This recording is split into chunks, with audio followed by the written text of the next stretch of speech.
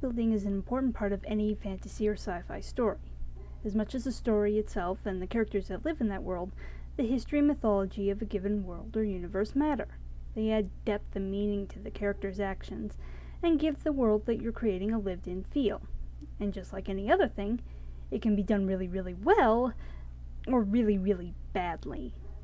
If the world that your story takes place in isn't believable, or the rules of the world aren't laid out clearly, or contradict themselves, or you just make them up as you're going along, your audience isn't going to stay with you. They're going to be focused on how stupid and not well planned everything is. And once you've lost an audience in that way, it's nearly impossible to get them back. Fortunately, there are plenty of examples of good world building to be had. Tolkien's Middle-earth is an excellent example. Dune also works pretty well. At least the books do. The movie, not so much. There are, of course, plenty of examples of the bad kind, too. Things like Krull, and the parts of Legend that didn't involve Tim Curry, and Aragon, and Van Helsing, and then one Dungeon Siege movie that Uwe Boll made. You get the idea. In the case of today's film, there's plenty of awesome world building to be had. In fact, the world building kind of takes over everything. Good thing it's nice to look at. Grab your Muppet plushies as we take a look at the Dark Crystal. This is your standard hero's journey plot. Random young kid is sent on a quest to find a crystal shard that will help him defeat the bad guys. Along the way, he meets up with allies, enemies, and all sorts of other adventures. The bad guys are defeated, the world is saved, and everybody goes home happy. Except the bad guys. They're usually dead by the end. The Dark Crystal is the older, less well-known, less meme-tastic, less crotchified sibling of Labyrinth. Both were made by the Jim Henson Company, and both feature phenomenal puppet work from Henson's stable of puppeteers. That's where the comparisons end, however. This was a passion project for Henson and the artist who inspired the film, Brian Froud. Froud was an artist and illustrator who Henson contacted to work on a collaboration with him. The film took about 4 years to make all told, and as far as the visuals go, it shows. There's a ton of detail that was put into each character on the screen, even the background characters that have no dialogue. Each major race in the film are given costumes and sets that make sense for each race and fit in well with the overall look and feel of the world. There's the half-vulture, half-reptilian Skeksis, or the ruling race, and have a feeling of a faded and tattered empire. Their clothing might have once been luxurious and grand, but now they seem worn and dingy, kind of like the castle they live in. On the other side of things are the Mystics, called the Uru in the background materials. The Mystics are the wise, peaceful wizard race of the world. Their village has a simpler, less oppressive feel to it. They carry big staffs and are generally more calm and passive. As many differences between the Skeksis and the Mystics as there are a few very subtle similarities that are pretty easy to spot if you're paying attention. And here I'm going to bring up the music for this film, and also give a short shout out to my fellow reviewer, Diva of Musical Hell. She did an episode of her show, Know the Score, on this very movie. The lady knows her stuff and explains the score for the film far better than I could. But I will say that the score highlights the differences between the various races very well. Next we'll move on to the other two major races that make up the population of the world of the Dark Crystal.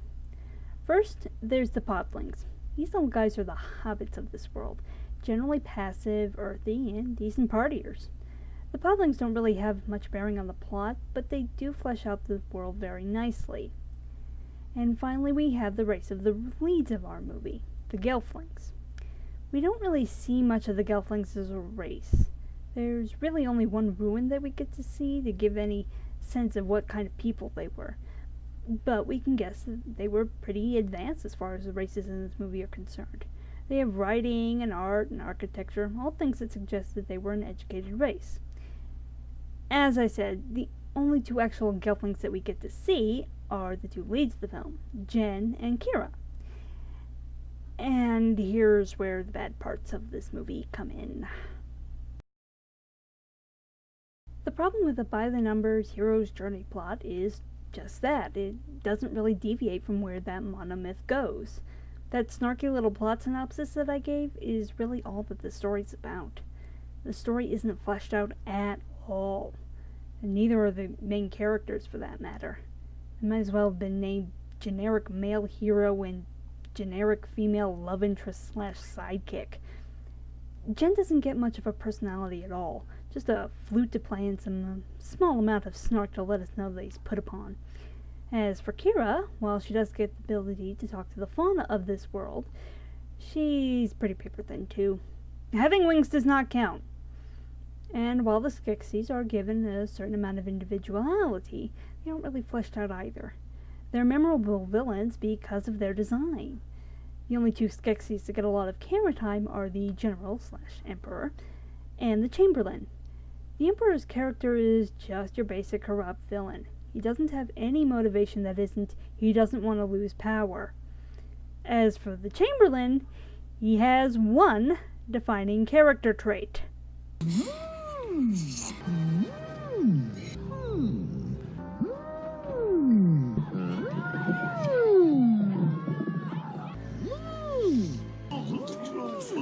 I hate your whimper.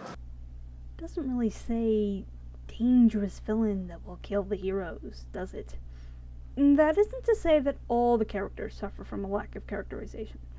Agra, the wise woman that Jen is sent to retrieve the crystal shard, is an actually pretty good character on the whole. We aren't given anything of her backstory, but she's got enough personality to make up for that. Also, Fizzgig. Fizzgig is awesome. I will not accept arguments.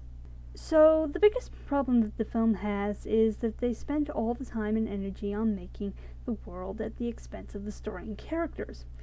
And that really drags a high-concept fantasy film like this down, which is unfortunate because they had the nuggets of something really interesting here.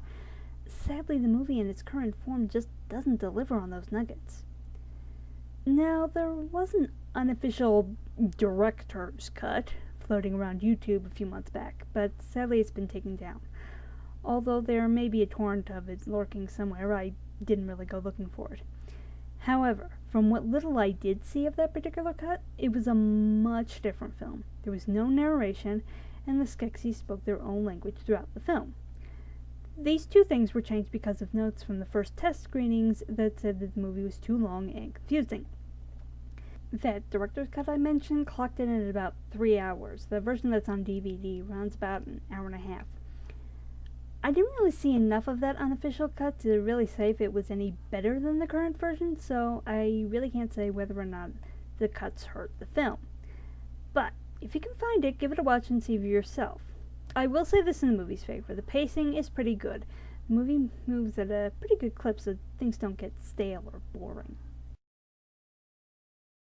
The previous section might have given you the idea that I didn't like this film.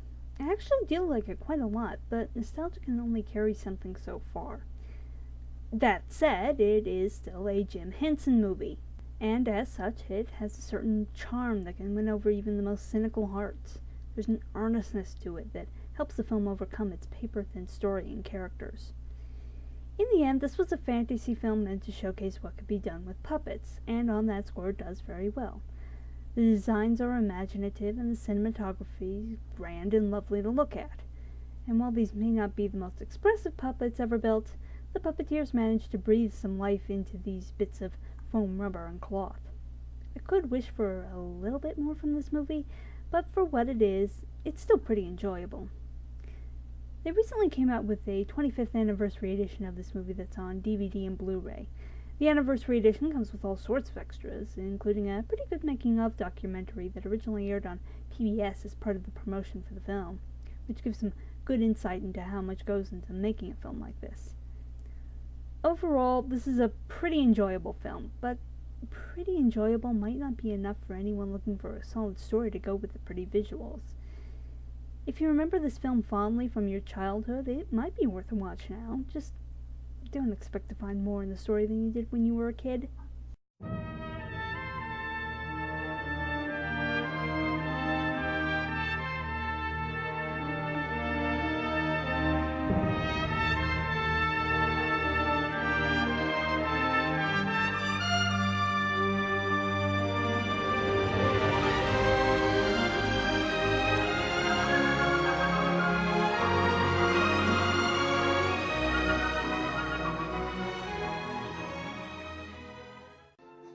don't have wings. Of course not. You're a boy.